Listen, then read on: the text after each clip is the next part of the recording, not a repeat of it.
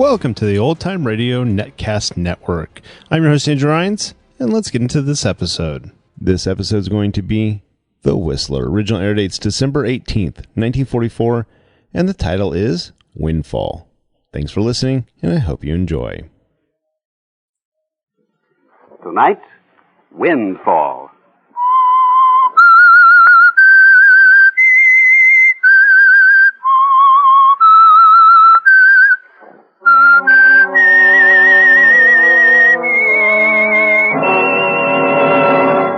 I am the Whistler, and I know many things, for I walk by night. I know many strange tales, many secrets hidden in the hearts of men and women who have stepped into the shadows. Presently, I'll tell you about nameless terrors of which they dare not speak.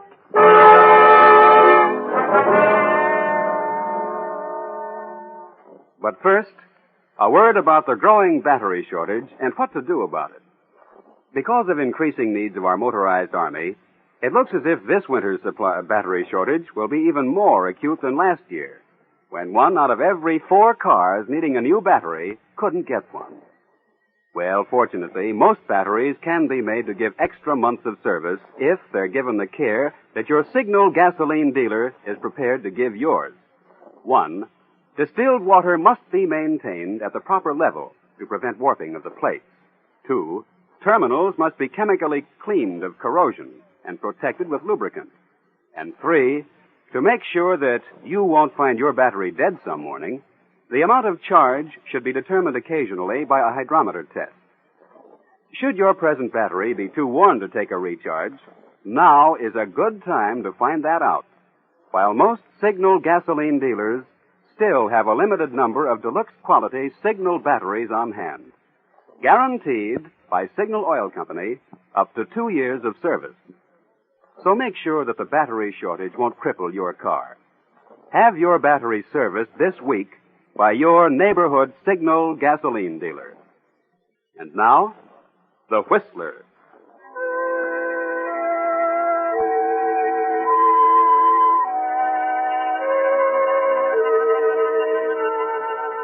Sometimes it's hard to believe what a difference a single day can make in a man's life. Yes, or even less than that, an hour or even a minute, because fate can move in a split second. Take the case of Robert Bradley, for example. If you'd happened to wander into the Silver Dollar Buffet down on 3rd Street any afternoon prior to this September 1944, any afternoon during the racing season, you would have seen him there. A thin, pale, nervous young man with a handful of form charts and a cigarette hanging from the corner of his mouth. Yes, you would have seen Robert Bradley and probably have forgotten him. That is, unless he owed you money, as he did most of the bookmakers in San Francisco. But at 11:44 on the night of September 6, 1944, fate turned the wheel. The steering wheel of an automobile speeding along the road which skirts the cliffs overlooking the sea, across the Golden Gate in Marin County.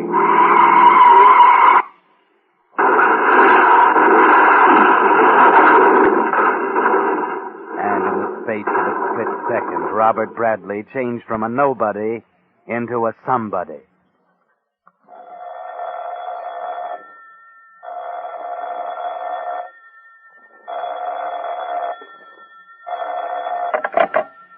Hello. Robert Bradley, please. Speaking. Sorry to disturb you, Mr. Bradley. You ought to be. I was sound asleep. This is Emery Todd, your Uncle Michael's lawyer. It's been a very serious accident. What? Not Uncle Mike. His son.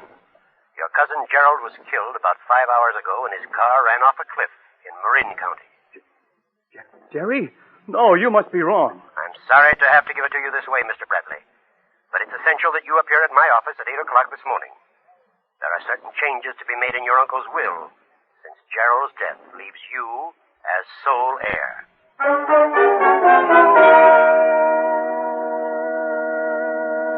Yes, if you'd seen Robert Bradley after the night of September 6th, you would have remembered him. You'd have recognized him, of course, from his picture, which appeared in the morning papers alongside that of Gerald, under the headline reading, "Death of Gerald Bradley leaves cousin heir to fortune." It's a windfall, isn't it, Robert? And you can certainly use the money. But you seem rather unhappy about it there in Mr. Todd's office. Yes, you thought the world of Gerald, didn't you? Mr. Todd, is it necessary that we do all this today? I'm hardly in the mood. Of course. I understand how you feel, my boy. And I'm sorry. I was fond of Gerald, too. Your uncle's condition is extremely precarious. Oh, nonsense. Uncle Michael lived to be 80. That's precisely the point. I've just talked with Dr. Blaisdell. He gives your uncle a week. Look, must you be so practical? I'm afraid I must. Law is a very practical business, Robert. And you must remember we haven't much time. Now, my secretary has a few more papers here for you to sign. Very well, Mr. Todd. Let's get it over with.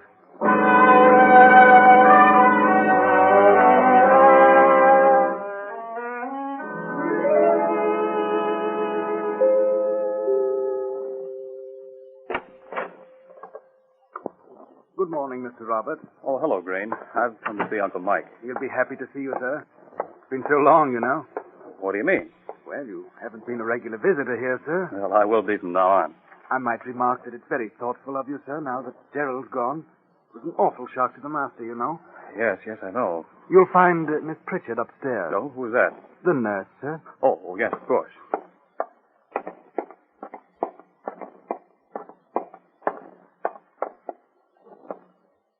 How do you do? I'm Robert Bradley. Yes, Mr. Bradley. How's Uncle Mike? Dr. Blaisdell was here just an hour ago. It doesn't look so good, I'm afraid. The doctor can't understand what keeps him going. And I can't understand why they told him about Gerald. They must have known it'd be too much for him. There was some legal reason, I believe. Something about his estate. Oh, yes, I've been through that once already. I want to see him. I'm sorry, but Dr. Blaisdell left orders that no one... I don't give a hang for Dr. Blaisdell's orders. He needs me, and I'm going to see him.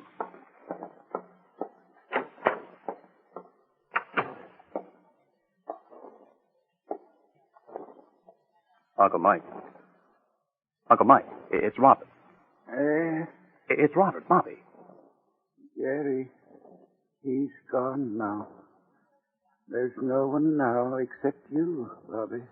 You're going to be proud of me. Just like you were of Jerry. And you're going to get well, Uncle Mike. You're going to get well.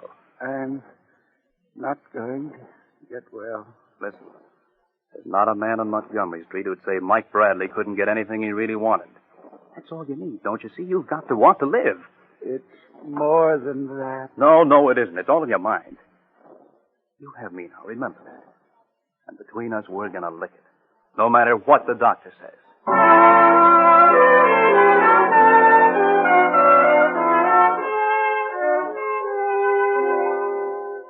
So Robert and old Michael are going to fight it out together. Yes, and it's just what Michael needs. Someone who cares about something beside that $2 million estate of his.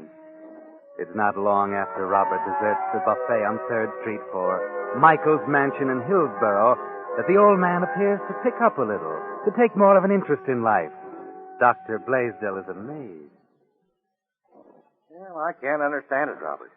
I tell you, his heart's leaking like a sieve. Oh, I knew we could do it. But what have you done? I've just given him a little confidence, that's all.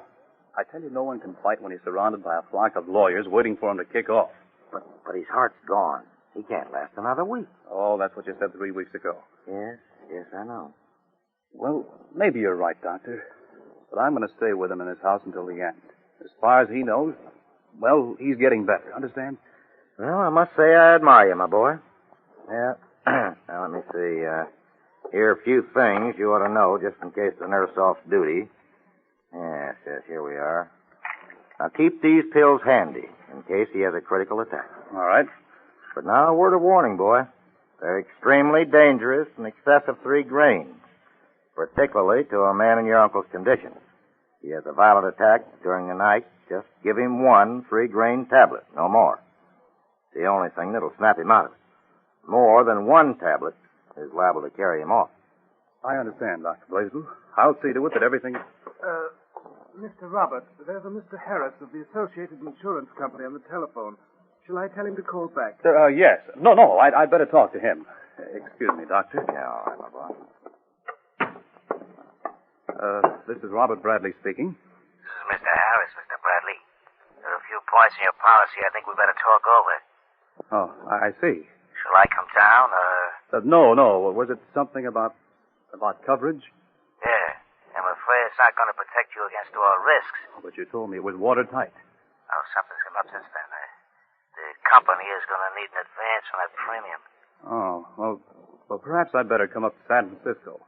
We can meet for lunch today, say, in the lobby of the St. Francis. That's fine, Mr. Bradley. All right, I'll meet you in an hour.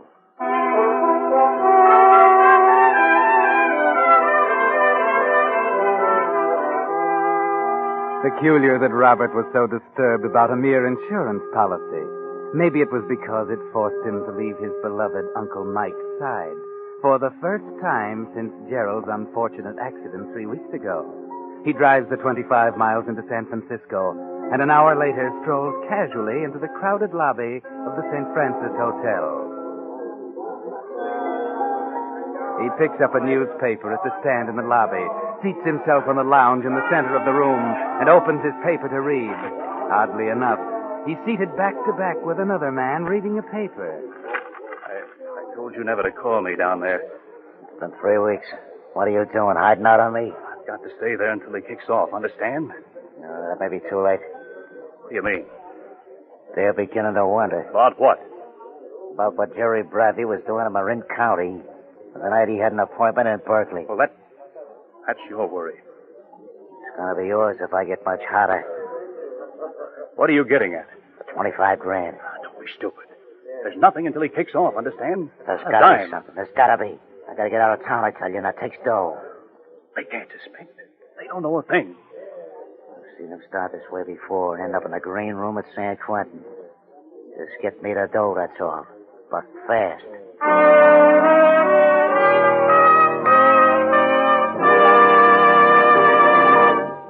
You are listening to The Whistler, brought to you by your friend, the Signal Oil Company, marketers of famous Signal gasoline, your best buy today. Remember to let every go signal remind you do go farther with Signal gasoline.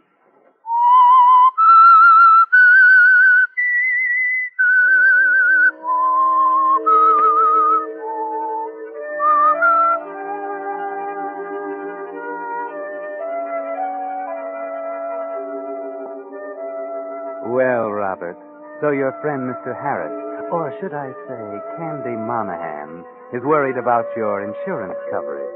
It seems he couldn't foresee that it wouldn't cover a few suspicious minds on the homicide squad. And it didn't clear up a few questions about Jerry Bradley's death, questions that didn't have answers yet. You watch the papers now very carefully, looking for a sign that the police suspected your windfall might have been brewed artificially by your friend Candy for a fee of $25,000. And you began to wish you had let matters lie instead of ingratiating yourself so thoroughly with Uncle Mike. For didn't Dr. Blaisdell himself say you were responsible for prolonging his life? You're waiting for him to die now, almost openly, because Candy can't be put off much longer, and yet he continues to linger.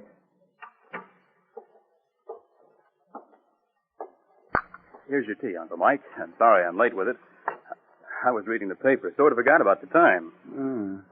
Reading the paper, eh? Anything about Gerald? Joe? Oh, of course not. I just wondered. Wish you'd bring me the paper once in a while. You know, Dr. Blaisdell thinks you ought to concentrate on getting well. You better stick to those magazines I brought you. Wonderful what a cup of tea will do. You're feeling better today, aren't you? Oh, perhaps. A good deal better than I did on the first day you came here, I can tell you. Well, the doctor can't understand how you've done it. Can you? What? Understand how I've done it?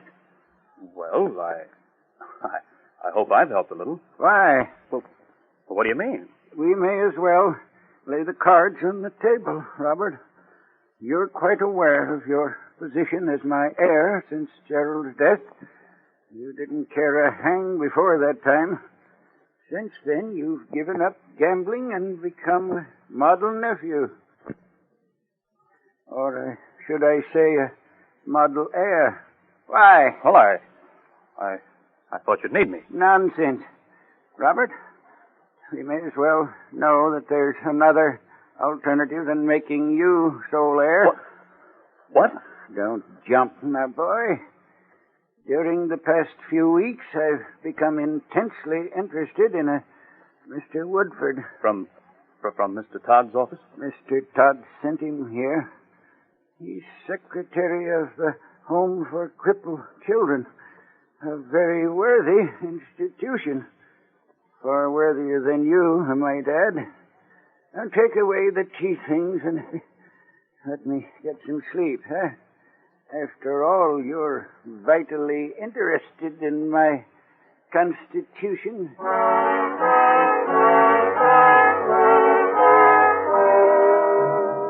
Poor Robert doesn't sleep much that night, lying there staring at the ceiling, thinking. It begins to look like the past might not be so rosy after all. That maybe at its end he'll find the little green room at San Quentin with a very worthy charity richer by $2 million. Something has to be done about it. And besides, the butler has just told you that the insurance man is waiting again to see you. You fool. What are you doing here? I had to. They were asking more questions. Like what? Like that whiskey bottle I planted in the car. You found a guy in Sausalito who sold it to me. I'm higher than a firecracker, I tell you. I got 2 days, you understand? Just 2 days to scram. You're going off hat-cocked. Don't tell me what I'm doing. I know, see. I just might make it if I beat it now, but it's a long chance. Listen. 5 minutes after he kicks off, I'm good for $50,000 at any bucket shop in town, but not until. Give me 1 more day. You've been handing me this now for a month. I'm going one way or the other tonight. Get this, then. If I go down, you're going with me. If I have to use this... Put that gun away. Just remember that. We're both going over Niagara Falls in the same barrel.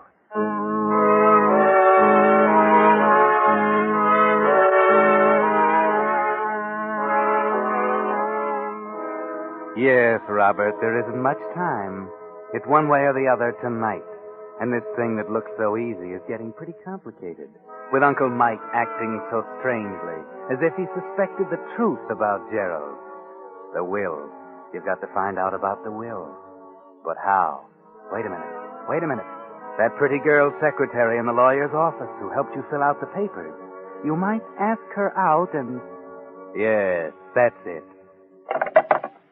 I tell you, that's the way I want it. Now, wait a minute. Don't get excited. I'm not... But someone's on the line. You're about to hang up when you remember the extension upstairs in Michael's room. I understand what you want. But, Mr. Bradley, we've been over the matter of your nephew before. It's all settled. It's not all settled. I've just made my final decision. Well, can't it wait until tomorrow? It could, but it isn't going to. I have a feeling tomorrow may be too late. Changing your will is a pretty important step, Mr. Bradley. Perhaps you should sleep on it. I'm perfectly capable of handling my own affairs, Todd. And I've been sleeping on it for 2 weeks. What grounds do you have? How could you tell anything about the man in less than a month? I've found out all I want to know. And I'm not arguing with you. I'm telling you. Very well, Mr. Bradley. I'll be down in an hour.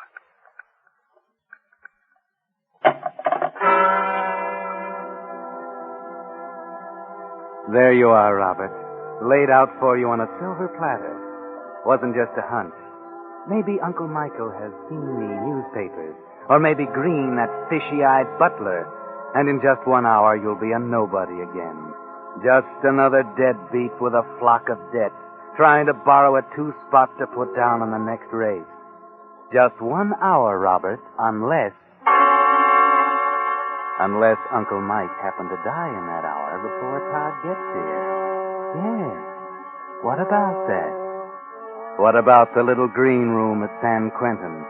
Remember what Candy said about both of you going over Niagara in the same barrel? Yes. Uncle Mike must die, but how? Sit down, Robert. Sit down and think this one out clearly. Can't be any slips this time. Wait a minute. Those pills. That's it. The nurse is gone for the night. Just time for his tea, too. Couldn't be better. Where are the pills? Oh, yes. In the medicine cabinet in the bathroom. Uncle Mike, what are you doing out of bed? I didn't want to bother you. Bother me? Well, that's what I'm here for. Just wanted a drink. Dr. Blaisdell would raise the roof. Here, let me help you. I am a little weak, a little dizzy tonight. Well, it serves you right getting out of bed that way.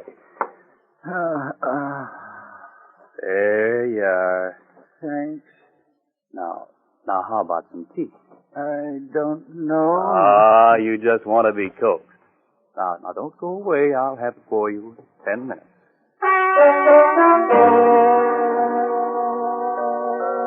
So Robert goes downstairs to make the tea, stopping first to get the little box of pills out of the medicine chest in the bathroom. Now for the teacup. How many, Robert? The doctor said that one might be fatal. 2 ought to do it.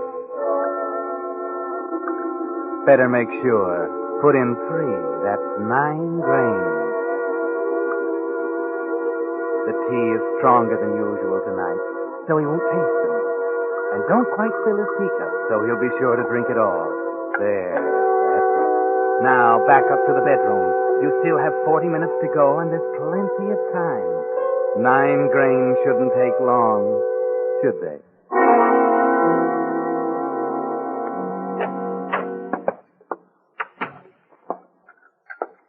Here you are, Uncle Mike. Right out of the kettle. I'll set the tray here. Nothing like a hot cup of tea.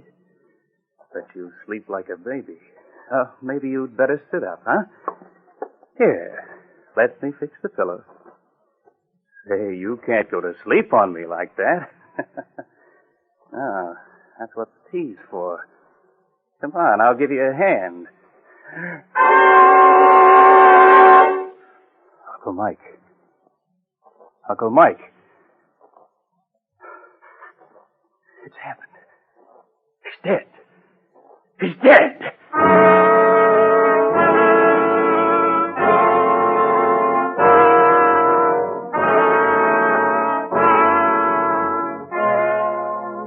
It couldn't be better. Almost too good to be true.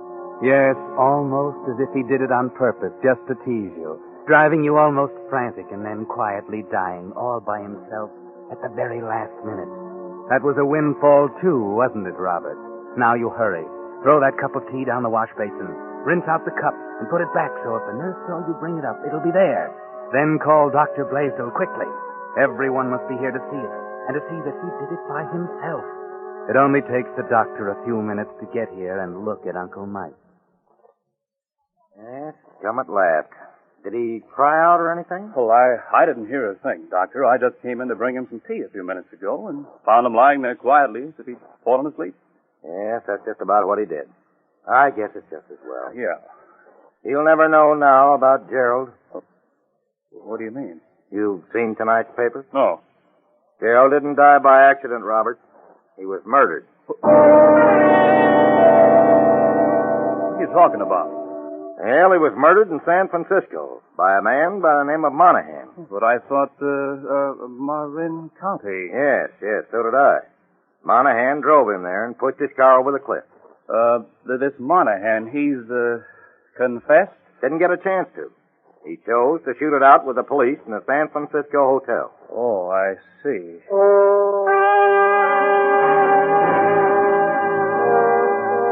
That's all there is to it, Robert. Another windfall. You can't lose now. No one left to give it away, no loose ends. You can rest easy now. It was a close call, but there's nothing to worry about. Or is there? Next morning as you're about to go out.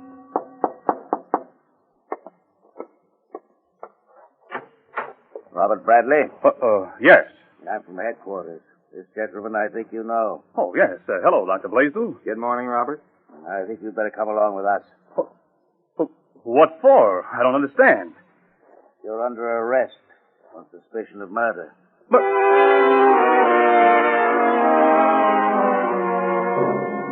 There's no use denying it now, Robert. You see, I'm the one who found the evidence. Evidence?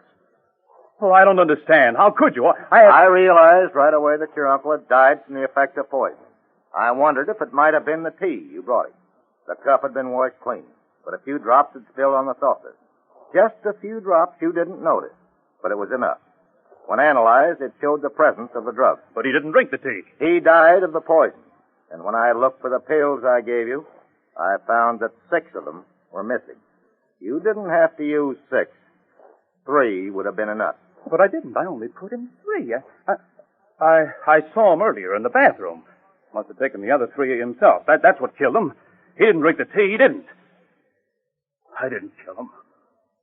I wanted to. I intended to. But he was already dead. I doubt if the jury will believe that. Come on, son, let's go.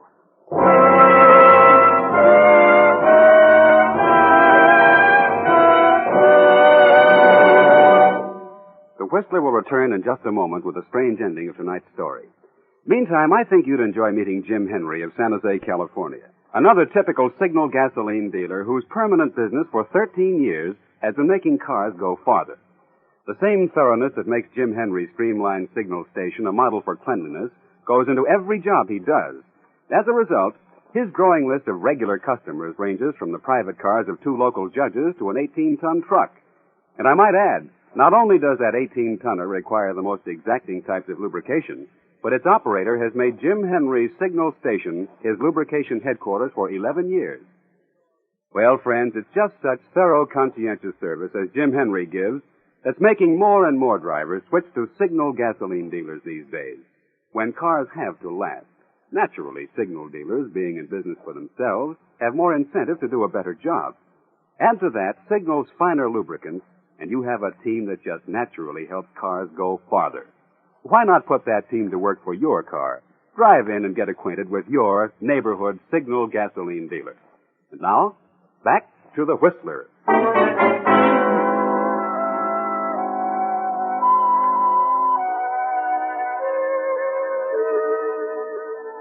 And so the little green room at San Quentin lay at the end of the path after all. Robert found lots of time to think during the next few months, to think about what might have happened if he hadn't decided to brew that cup of tea for Uncle Mike. He was a pretty good prisoner, almost to the last, when he heard something that started him talking to himself, staring wild-eyed at the warden who brought his food, shrieking out in the middle of the night.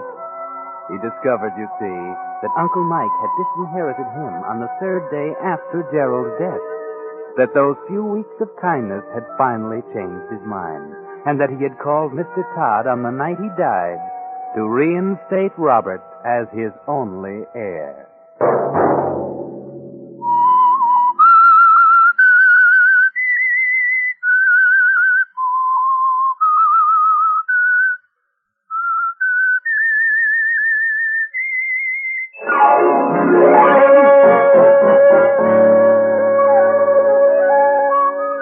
Monday at 9 o'clock, the Signal Oil program will bring you another strange tale by the Whistler.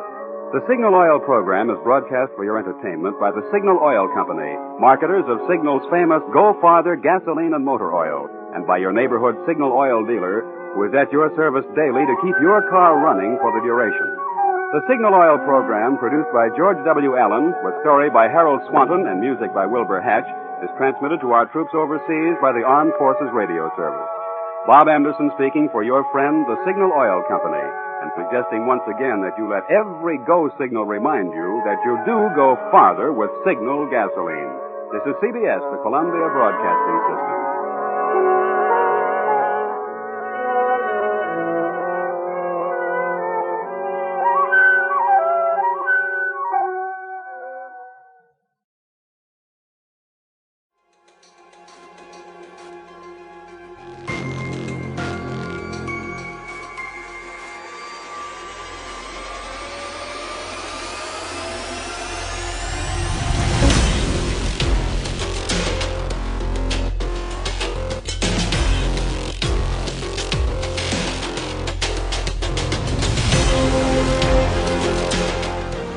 Welcome back. I hope you enjoyed this presentation from the Old Time Netcast Network. For more great shows, go to otnetcast.com. Don't forget to like and rate this episode in your favorite podcatching client. Follow this show on Facebook by going to otnetcast.com/Facebook. This episode is covered under the Attribution Non-Commercial ShareAlike copyright. For more information, go to otnetcast.com/copyright. Thanks again for listening, and I hope you have a great day.